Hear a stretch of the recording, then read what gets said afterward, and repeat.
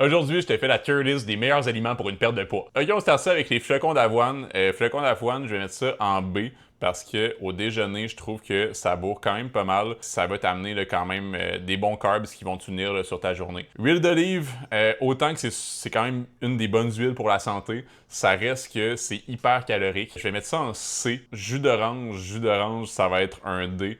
T'as aucune raison de prendre ça. C'est hyper sucré. T'as plus les fibres des fruits. Puis en plus de ça, ben c'est bien calorique. Fait qu'on n'aime pas ça. Les noix, je vais mettre ça en C aussi parce que bonne source de lipides, mais ça monte très vite au niveau des calories. J'hésitais entre C et D. Ce serait comme un C-, mettons. Les œufs, oui, c'est des lipides principalement. Il y a un peu de protéines aussi. Je vais mettre ça en A parce que ça soutient bien là, au déjeuner. Fait que, tu sais, un petit déjeuner avec œufs, flocons d'avoine, des petits fruits, ça peut très bien faire. Là. Le pain, je vais mettre ça en C.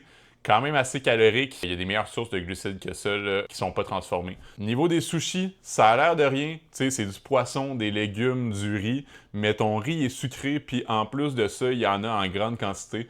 Donc, je vais mettre ça en C. C'est pas le pire des cheat meals, mais mettons que c'est pas la meilleure affaire non plus. Ensuite, on va aller sur yogourt grec. Yogourt grec, j'aurais pas le choix, c'est du S-tier. C'est hyper protéiné, faible en calories, puis ça va te soutenir, là, fait qu'on y va sur un S-tier. Légumes, même chose. Légumes, c'est la clé d'une perte de poids. Tu peux en manger là, à l'infini, puis ça ne me dérangera pas. Je pense que ça va juste t'aider dans tous les cas. Donc, S-tier pour les légumes. Puis pour ce qui est du saumon, je vais le mettre en B. Belle source de protéines, mais beaucoup plus grasse que certaines autres sources de protéines. Mais ça reste que une fois à l'occasion, ça peut très bien faire. Donc, j'espère que ça vous aide. J'espère que ça donne un bon guide au niveau de quels ingrédients peuvent être intéressants ou l'être un peu moins.